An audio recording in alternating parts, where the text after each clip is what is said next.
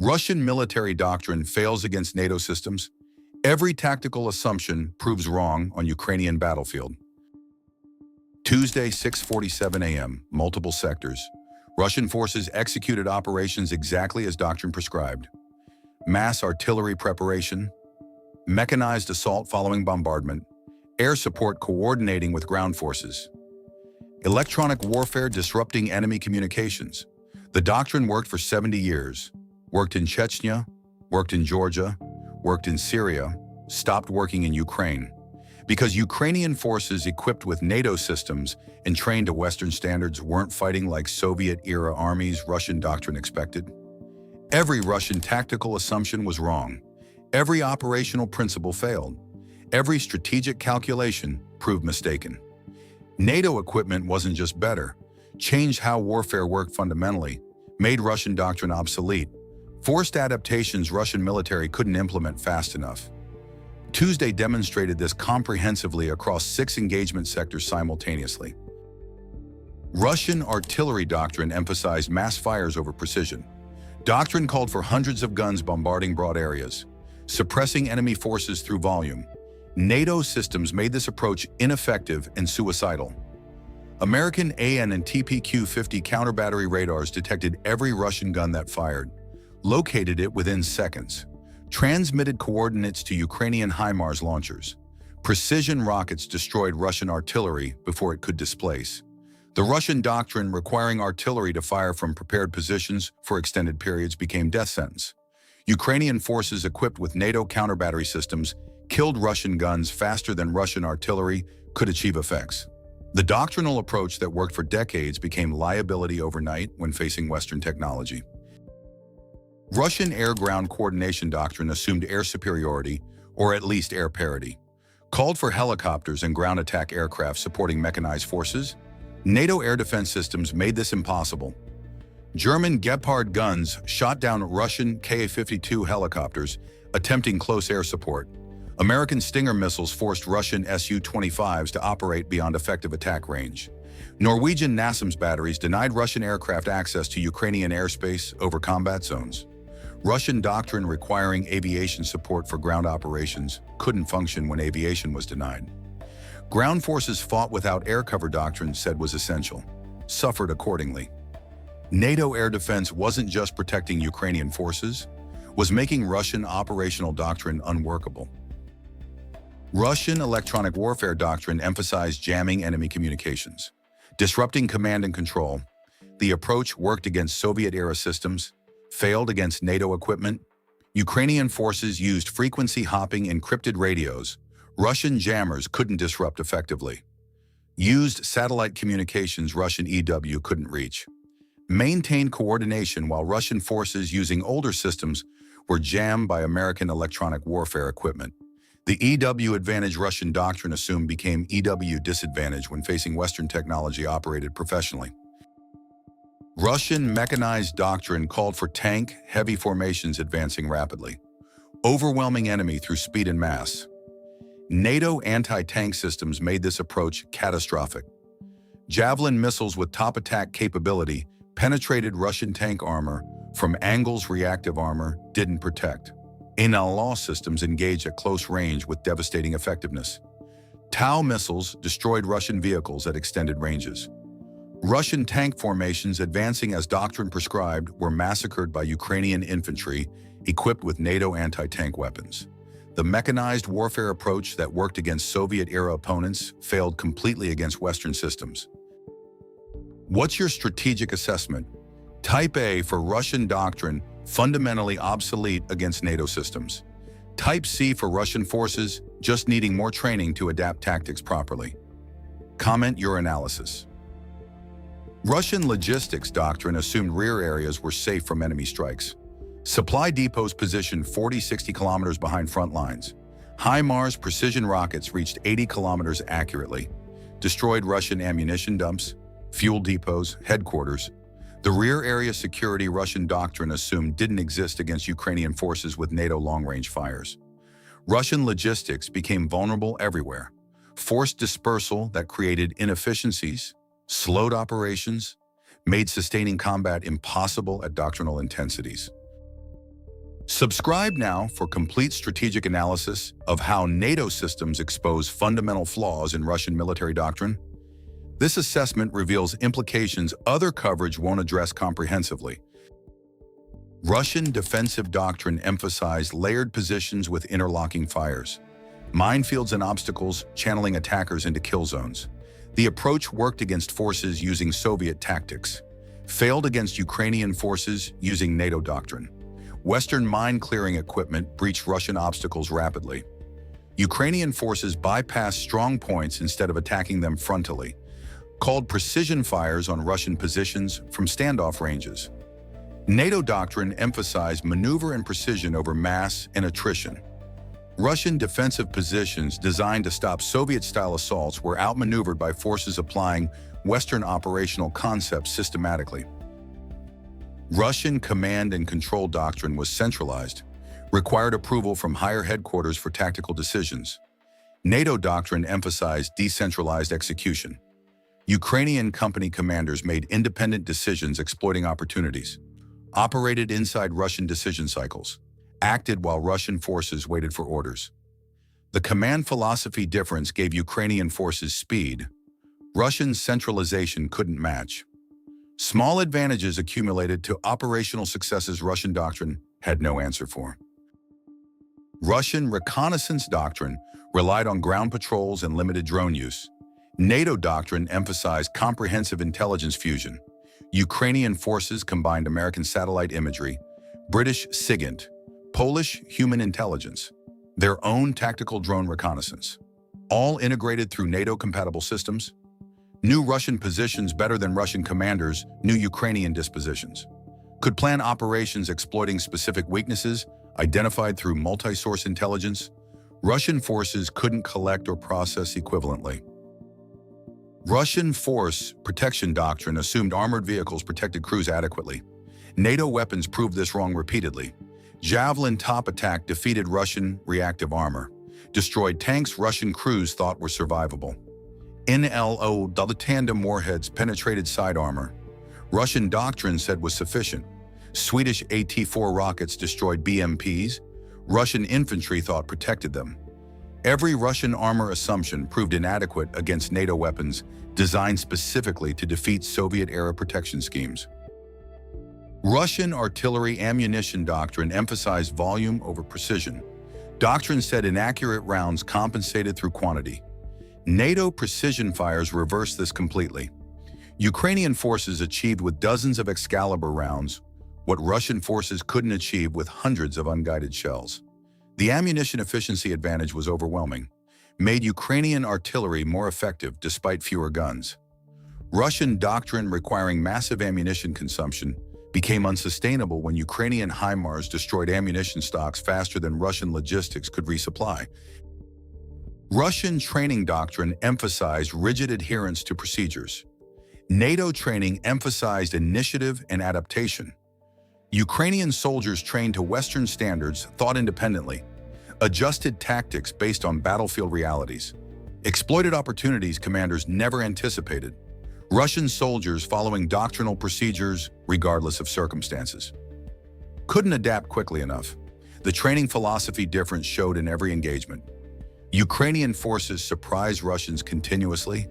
Russian forces rarely surprised Ukrainians because doctrine was predictable. Russian maintenance doctrine centralized repair facilities far from front lines. NATO approach emphasized forward maintenance. German technicians repairing Leopard 2s near combat zones. American teams servicing Bradley systems rapidly. Ukrainian equipment stayed operational, returned to combat quickly. Russian vehicles requiring evacuation to distant repair facilities, taking weeks to fix. Availability rates favored Ukrainian forces dramatically, made NATO equipment more effective through better sustainment. Russian medical doctrine accepted higher casualties as inevitable. NATO doctrine prioritized casualty reduction through equipment survivability and rapid medical care. Ukrainian wounded evacuated within minutes, received advanced trauma care, survived at rates Russian medical support couldn't match. The medical care disparity made Ukrainian personnel losses more sustainable, improved morale, Russian casualties higher and medical care inadequate. compounded morale problems. Don't miss follow-on analysis of strategic implications for Russian military reform. Subscribe and enable notifications for continuing coverage. Russian mobilization doctrine assumed quantity compensated for quality, that minimally trained conscripts with adequate numbers could achieve objectives. NATO equipment in Ukrainian hands proved quality defeated quantity decisively. Well-trained Ukrainian soldiers with modern equipment destroyed larger Russian formations routinely. Casualty ratios of 10.1 favoring Ukraine demonstrated quantity without quality was insufficient doctrine against professional forces with superior equipment. Russian information warfare doctrine emphasized controlling narrative domestically, worked internally, failed internationally. NATO intelligence sharing exposed Russian casualties, documented equipment losses, provided evidence contradicting Russian propaganda. Global audience saw battlefield reality. Russian information control couldn't prevent truth emerging when NATO systems documented Russian failures comprehensively through multiple independent sources. Russian strategic doctrine assumed nuclear threats deterred Western intervention. Threats worked preventing direct NATO involvement, didn't prevent NATO equipment transfers, didn't stop NATO training, didn't deter NATO intelligence sharing, didn't prevent NATO logistics support. Russian deterrence achieved limited objective while failing to prevent comprehensive NATO backing short of direct combat involvement. The strategic calculation proved inadequate. Russian escalation doctrine assumed threatening wider war-forced opponent concessions, worked against smaller neighbors, failed against NATO-backed Ukraine. Ukrainian forces continued operations despite Russian threats. NATO continued support despite Russian warnings. Escalation threats without willingness to execute them proved ineffective.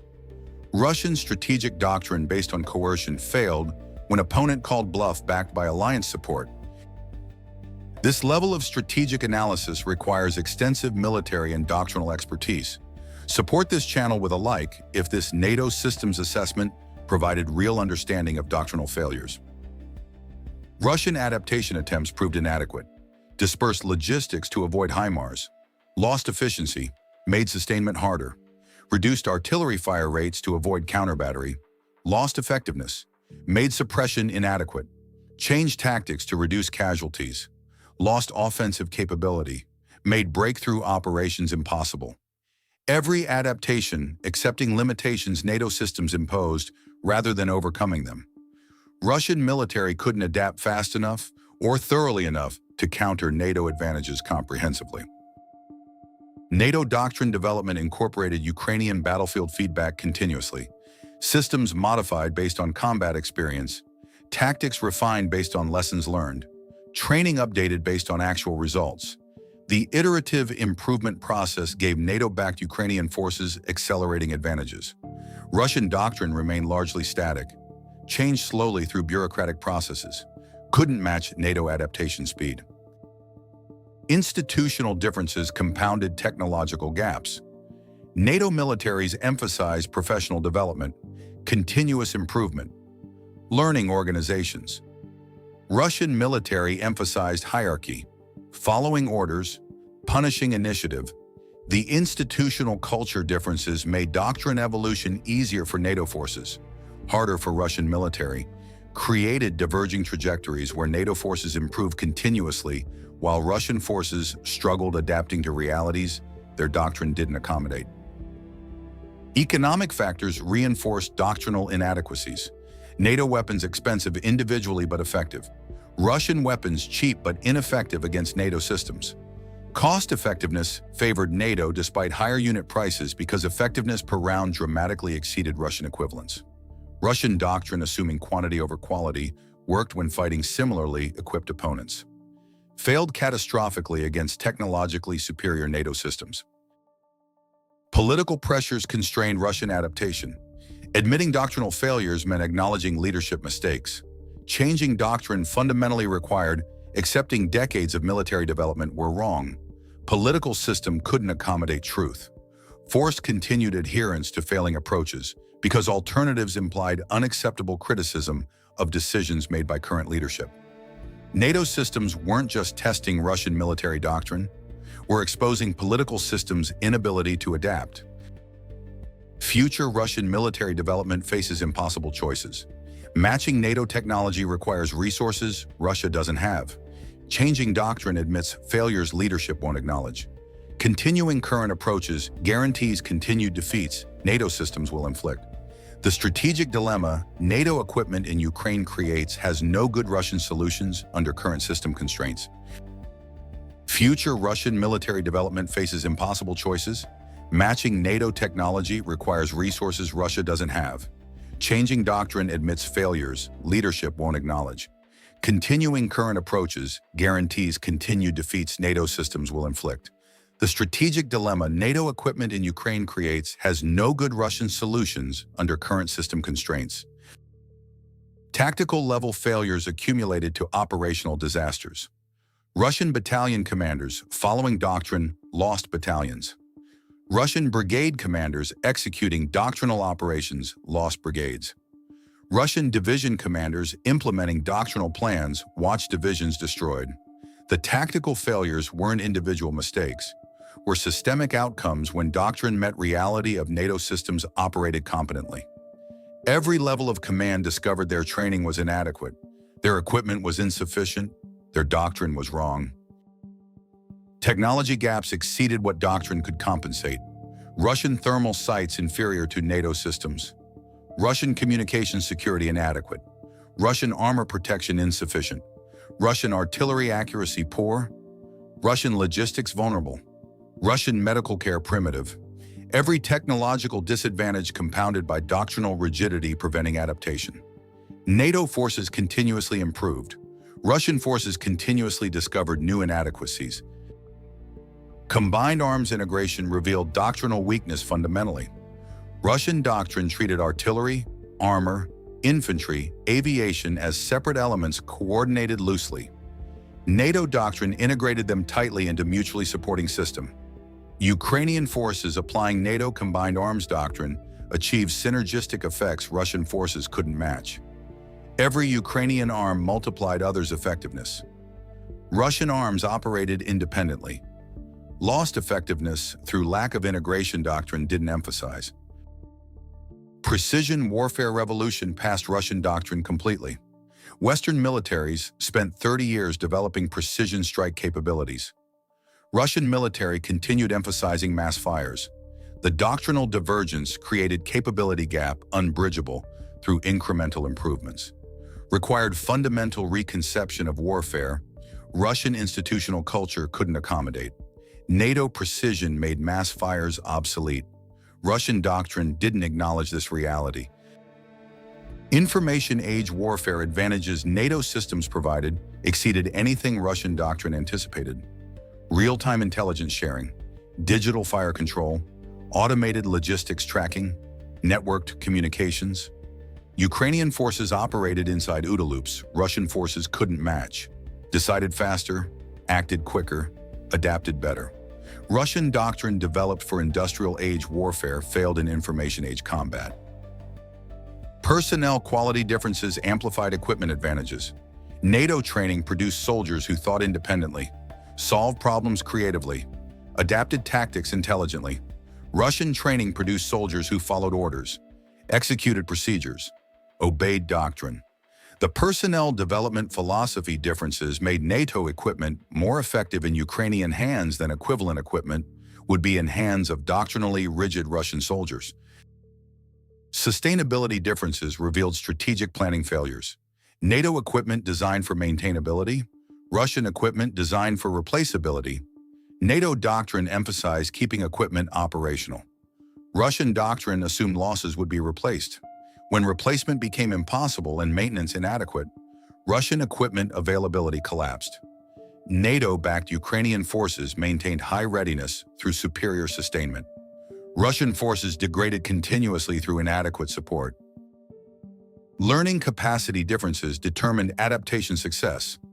Ukrainian military absorbed NATO lessons eagerly, modified tactics based on results, improved continuously through systematic learning processes. Russian military resisted doctrinal changes, punished deviation from procedures, failed learning organizationally. The institutional learning capacity difference meant Ukrainian forces improved monthly, while Russian forces repeated mistakes. Coalition warfare advantages NATO systems enabled were decisive. Multiple nations contributing different capabilities. All interoperable, all mutually supporting. Ukrainian forces integrated German tanks, American missiles, British intelligence, Polish logistics seamlessly. Russian forces operated alone.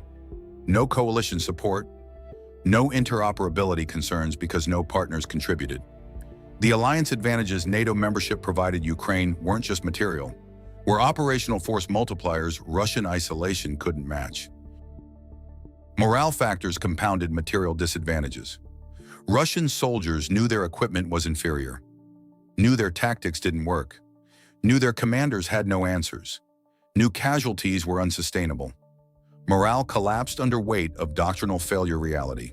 Ukrainian soldiers knew their equipment was superior, knew their training worked, knew NATO backing continued, believed victory was achievable. Morale strengthened through success validating effort. Strategic communication revealed systemic problems. Russian leadership couldn't acknowledge doctrinal failures, forced continued adherence to approaches not working, created gap between orders and reality. Ukrainian leadership learning from NATO partners, adapting strategies based on results, creating alignment between plans and possibilities. The strategic leadership quality difference ensured Ukrainian strategies improved, while Russian strategies persisted despite failures. Tuesday's operations across 6 sectors demonstrated every aspect of Russian doctrine failing simultaneously. Artillery died to counter battery fires, aviation denied by air defense, armor destroyed by anti-tank weapons, logistics struck by precision fires, communications disrupted by electronic warfare, command paralyzed by Ukrainian speed, reconnaissance outmatched by intelligence fusion, training inadequate against NATO-trained opponents, maintenance insufficient against NATO sustainment, medical care unable to preserve personnel. Every doctrinal element tested, every element failed. That's Tuesday's verdict on Russian military doctrine facing NATO systems.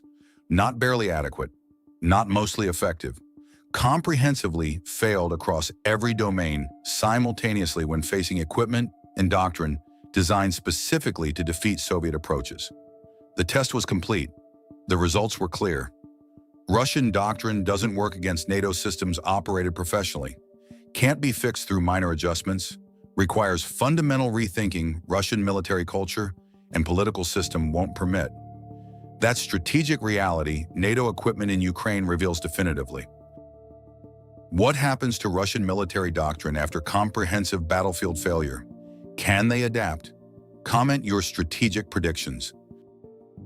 Your engagement determines our analysis depth.